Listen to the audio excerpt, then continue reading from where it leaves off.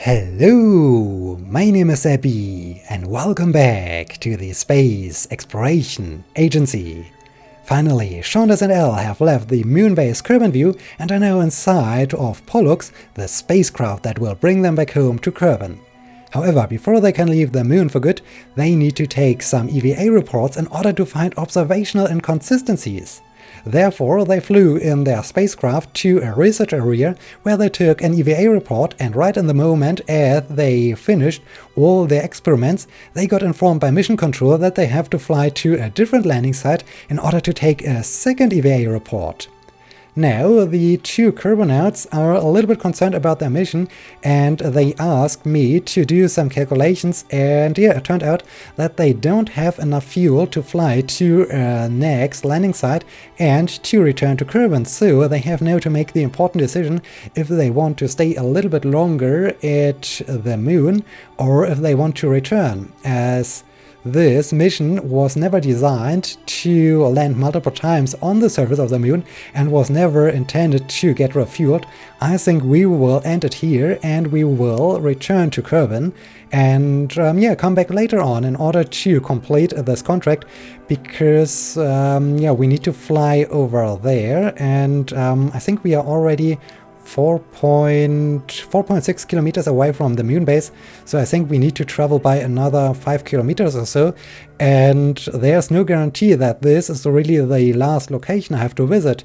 Maybe I have to fly to a third location or even a fourth location, and that's definitely not doable with this amount of fuel left, and so I'm really sad that I wasn't aware of the fact that I have to fly to a different landing sites.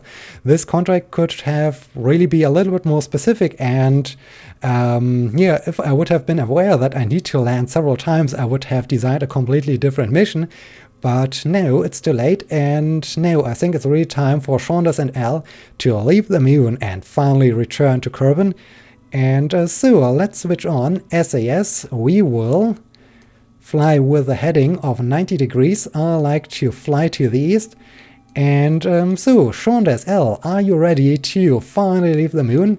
Yes, they are smiling, they are ready. So, in 3, 2, 1, and here we go. Alright, we are leaving the moon. I can retract the landing struts. We have a beautiful view over to Kerbin and a beautiful view into this crater. Oh, that's amazing. This is really fantastic. Yeah, Elle and Seandas are finally leaving the moon.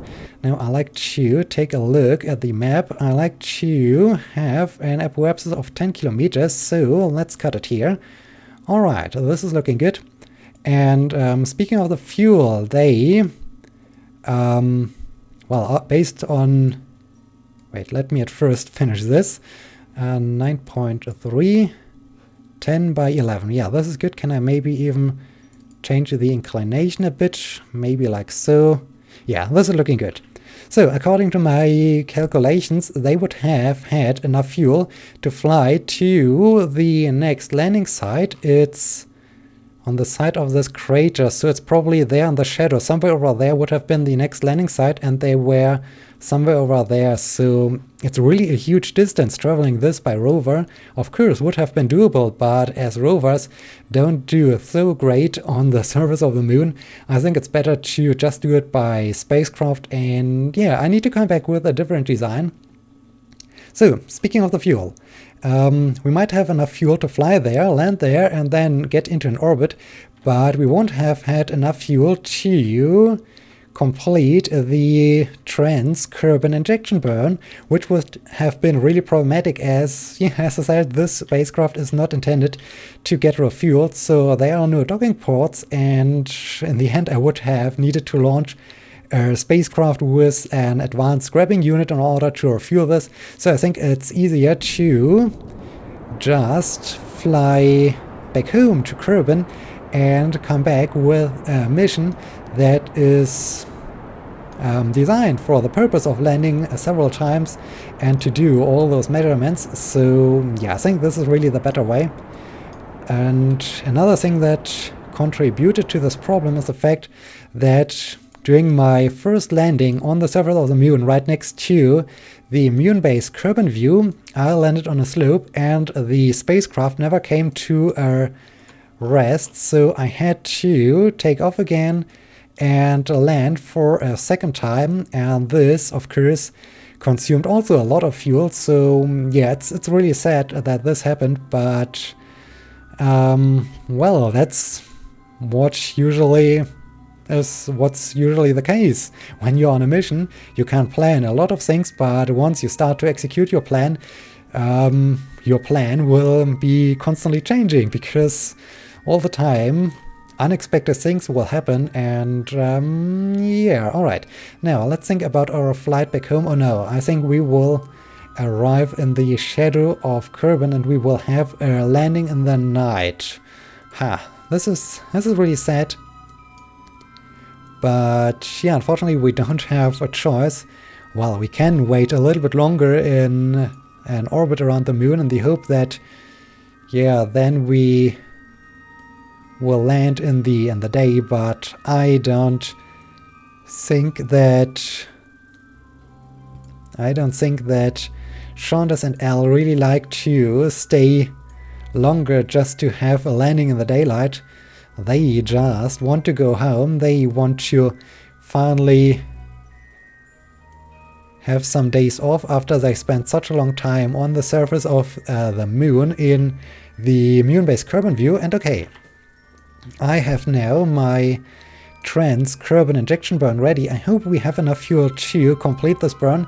As you can see, we are really low on fuel, and I think for flying the distance between the first landing site and the second landing site, we might have used 50 units, 80 units of fuel or so, which is quite a lot. So yeah, I think it was the better idea, or the better decision, to leave the moon now and to come back later with a different mission. And look at Seandas and Al. They are happy. They are really happy that they finally can fly back home. So let's... Ooh, beautiful view down to the crater. That's all the time amazing. Okay, 9 minutes, 8, 7, 6, 5, 4, 3, 2, 1. Easy. We're nearly there. Beautiful view over to Kerbin. Okay. So now I can rotate the spacecraft around. Easy. Good. Alright, Seandas L are a little bit concerned. It's basically your last maneuver before you will be back home at Kerbin. So guys, be happy about this. And here we go. Okay, nice. Very nice. And just a bit more. Alright, stop. We have only 45 units of liquid fuel left, so yeah, my calculations were right. It was, yeah, it would have been impossible to land at the next landing site and to fly back to Kerbin, so that's really a shame. And we have, oh, Kerbin periapsis of 14 kilometers. That's a little bit too low, but I will fix this once I have left the sphere of influence of the moon. So moon escape is in 1 hour and 35 minutes. We can warp there and enjoy the ride. Down there is the new moon base. Oh dear, now we are speeding up. Goodbye moon, goodbye moon. Finally the two Kerbinauts are leaving. And they're happy, they are in awe. This is great. This is fantastic. By the way, I do have those experiments. Can I maybe get some... Okay, can't be done right now. Gravity data. 2.7 science. Well, let's keep it. It's at least some science. The pressure. No science. Okay, and temperature, I guess no science. Log temperature, yeah. Alright, it was worth a try. So, down there's Kerbin, and I wanted to see, where do I want to do this? What happens if I do a prograde burn then? the apoapsis will rise. The periapsis will rise. This is good. All right, let's do a quick prograde burn to bring it up to, let's say, 28 kilometers, because I don't want to be too aggressive with my re-entry. Okay, let's do this. Dang it. No, I was talking too much. No, I need to do a retrograde burn again. Oh dear, this is bad. Alright, this is good. 28,500 meters, perfect. And wow, look at all those orbits and all those various spacecraft around Kerbin. That's crazy. Maybe at some point I should retire some of the spacecraft. Maybe I should deorbit some of them, or yeah, just see if I can maybe reduce the amount of spacecraft that are in orbit around Kerbin, because this is quite crowded. And yeah, now we can slowly fall back to Kerbin. Seandas and Al are happy. They are really in awe after they spent such a long time on the surface of the moon. And that's probably amazing for them to finally return. Okay, we are falling faster and faster towards Kerbin, and yeah, soon, I think around at that's right, this is all right, okay, around 100 kilometers they will separate from their service module. It's no longer needed, and yeah, then they will fall back into the atmosphere. I guess it will be very weird for them to experience the strong gravity of Kerbin again.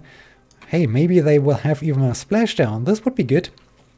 And yeah, I think it will be quite strange for them to experience the strong gravity after they spent years on the surface of the moon. That's really a crazy time.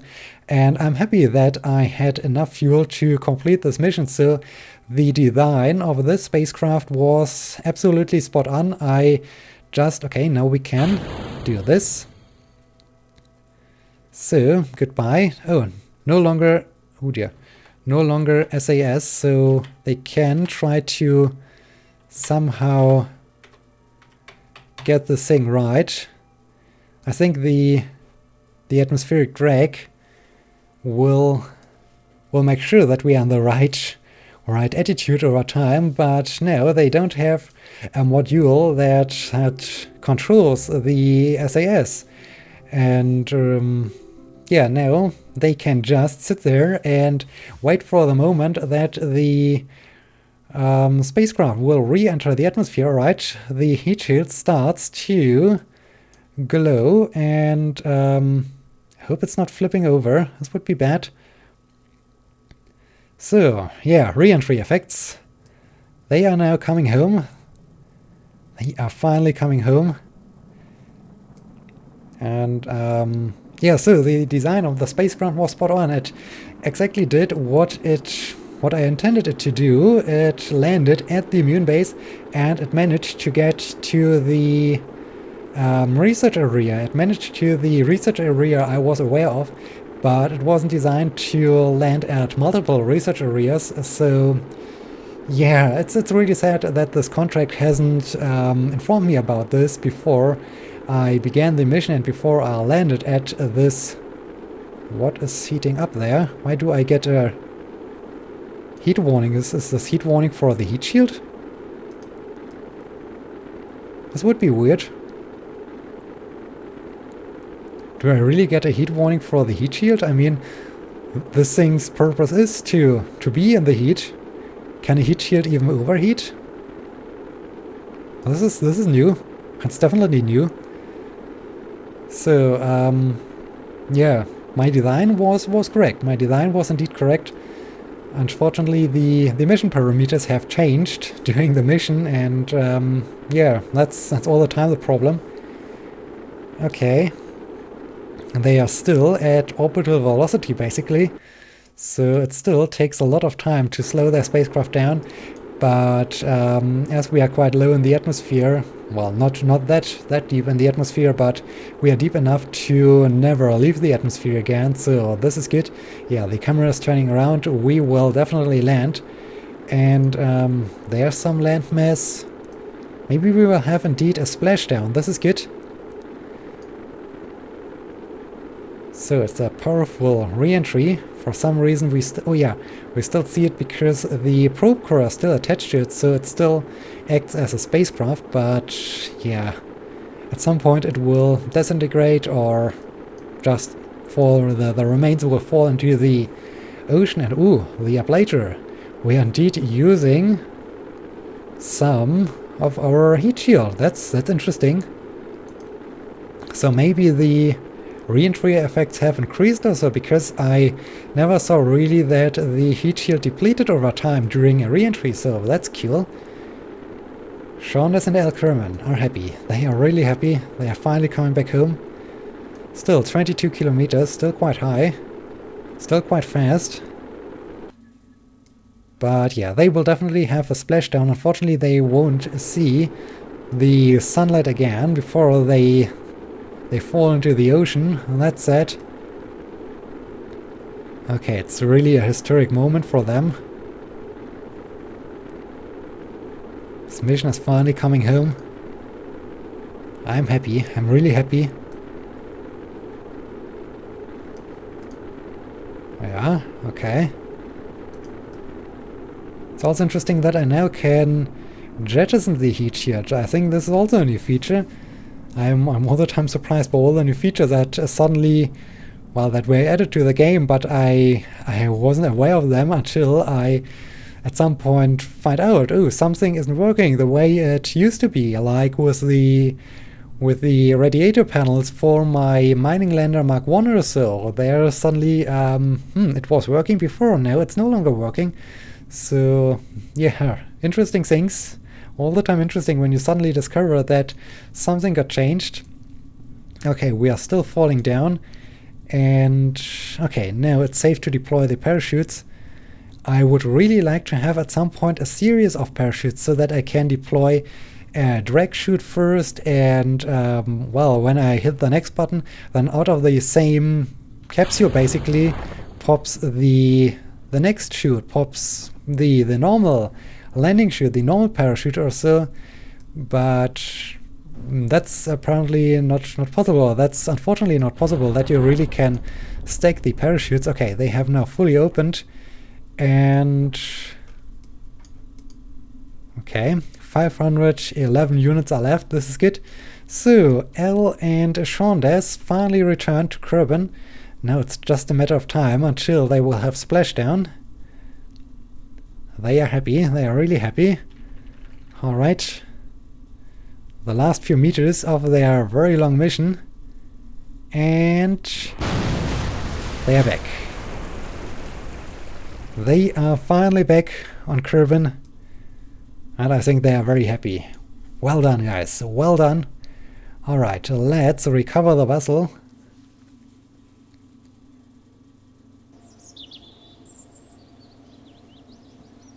Okay, so we got EVA report from the Muon's Midlands. No signs.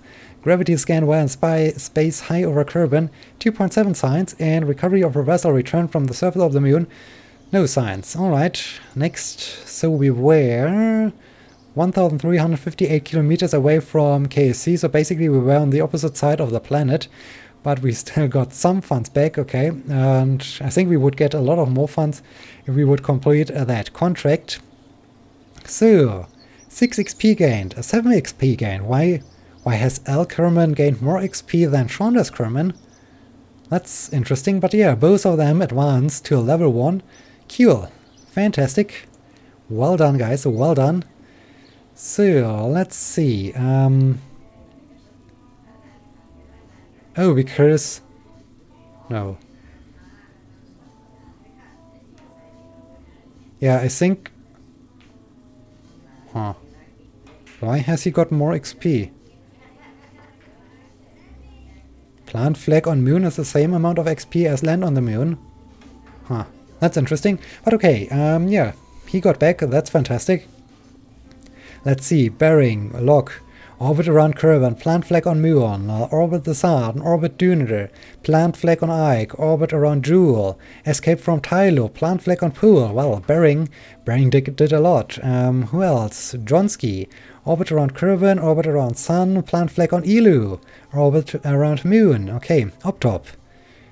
Kerbin, Moon, Sun, Jewel, Lace, Wall, Duner, Ike. Sidram. Kerbin, Minmus, Sun, Duner, Ike, Moon, Jewel, Tyler, Lace. Dodo. Duner, Ike, Jewel, Bob, Lace. Yeah, they saw a lot. What have I done? Kerbin, Moon, Minmus, Sun, Jewel, Eve, Gilly, Duner, Ike. Wow, I visited also a lot of celestial bodies, so that's fantastic. That's really amazing. And yeah, we have assigned so many. Korlong, where are you? Minmus Space Station, okay. He never got back, or he never had the chance to advance. Chet, you are Antarctica base, okay. Chet is an Antarctica base, interesting. Kersey is... Where's Kersey right now? Moon base science, okay. Kersey is currently on the surface of the moon. So, that's interesting. Okay, let us have a quick visit at the mining Moonbase rover trailer launch ship. What? What is this? What is the Moonbase trailer launch ship? Is this my Moonbase rover? Guess this is my Moonbase rover also. No, I wanted to see the mining lander Mark 1.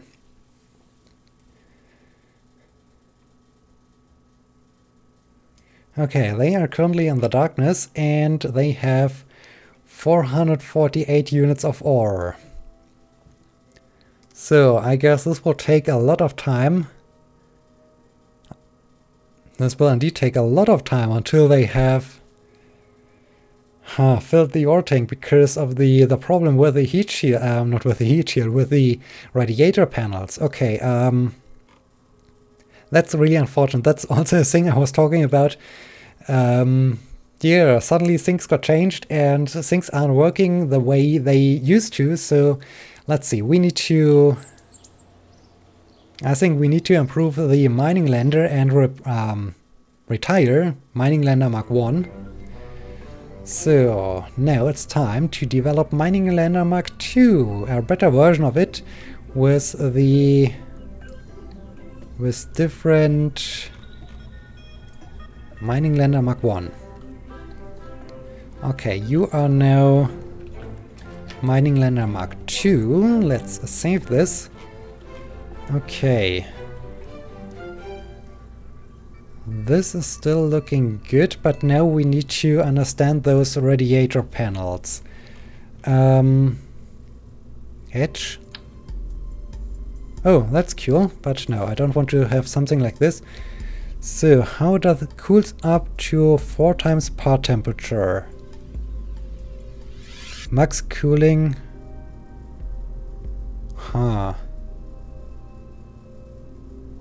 Cools only nearby parts. Cools only nearby parts. What are nearby parts? Can you be... What are nearby parts? Okay, this thermal control system.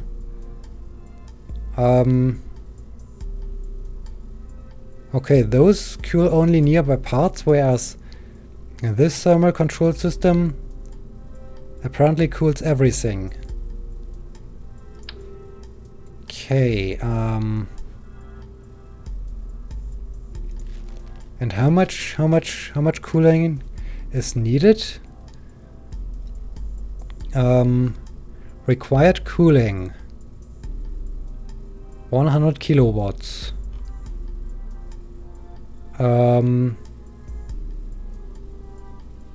Max cooling. Wow, more than enough. Okay, this thing would cool more than enough apparently. Max cooling 3644 kilowatts. Okay, this would be more than enough. I have 4 of those small things and they have max cooling of 1000. Yeah, they would be more than enough to, I guess, to cool those drills down. Well, I have 2 options by now. I could launch a new version of the small segment I have on top of the mining lander Mark 1 right now and equip the thing with those extendable radiator panels. No, those extendable radiator panels, because they should cool enough and they aren't required to be installed right next to it. So if I would do this, then I would basically use the same idea of having maybe something like this, and there I would install 4 of those things, like so, and then I can extend them. And can I retract them again? Hope so. This would definitely be the cheaper alternative. When I do something like this, then I could, with a next flight to the Minmus space station, send such a thing up to the Minmus space station, store it there, and grab it with the Mining Lander Mark 1, and then the old Mining Lander Mark 1 would still be working. This would definitely be cheaper and would be a better solution. So yeah, I will definitely do this, because it states nothing, so it apparently cools everything, the whole spacecraft, whereas those panels only cool nearby parts. And this is cool. This is of course a cheaper way. Okay. So we solved this problem. That's perfect. No, I don't want to save this. I just have to remember that once I launch a next mission towards Minmus, that I should launch this small module as well. Okay, what else do we have? As I said, Kerbin's orbit is quite cramped. The Aurora project, yes. At some point I really like to return from my vantage point. I launched this mission because I wanted to enjoy a view down to Kerbin, because it's just marvelous seeing Kerbin from a very high altitude. It brings back all the great memories of the early days of playing Kerbal Space Program. So this was a great mission, but I think it's time to end this mission. Sagittarius, yeah, this is a historic mission. This spacecraft will remain out here. Orfinder 300.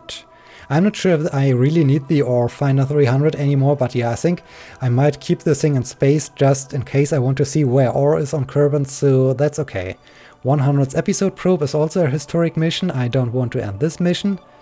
Kerbin ZB, yeah, I don't know what I will do with all those satellites. Supply Mark 5.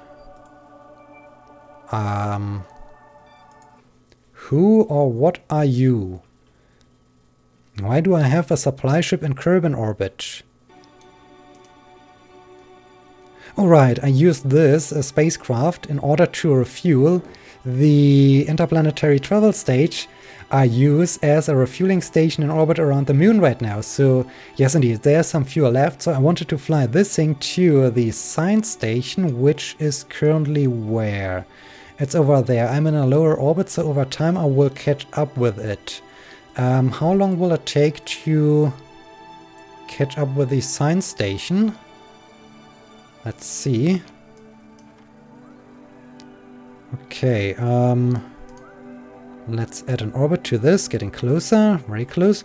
Alright, this is good, so there it's still ahead of me, so maybe a bit like this.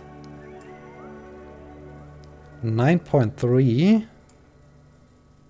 9.6, why is there? Am I on an inclined orbit? Oh yes. There's an inclination, okay. So in 1 hour and 43 minutes I could rendezvous this thing with the science station, and then I could get rid of the supply ship. This is also good. This would remove at least one spacecraft. This is amazing. Okay, so... but first I need to change the inclination. So let's do this now. Let's do this now. Add a maneuver there, and it's the descending node, so I need to do it this way. 0.1. Alright. Yeah, I guess it's about time to...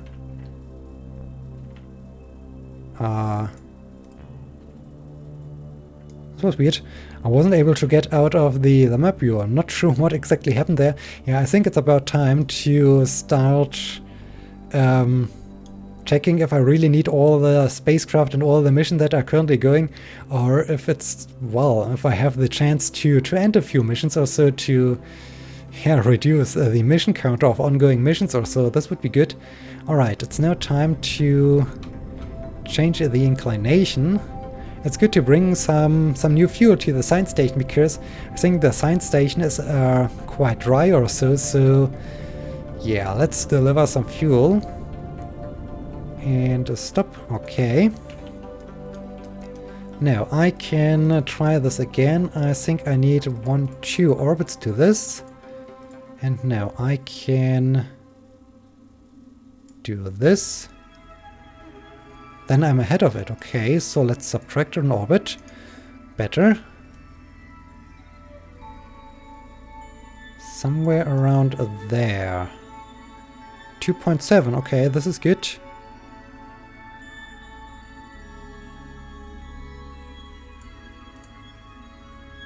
$200 meters. Alright, perfect. So, the next... Watch.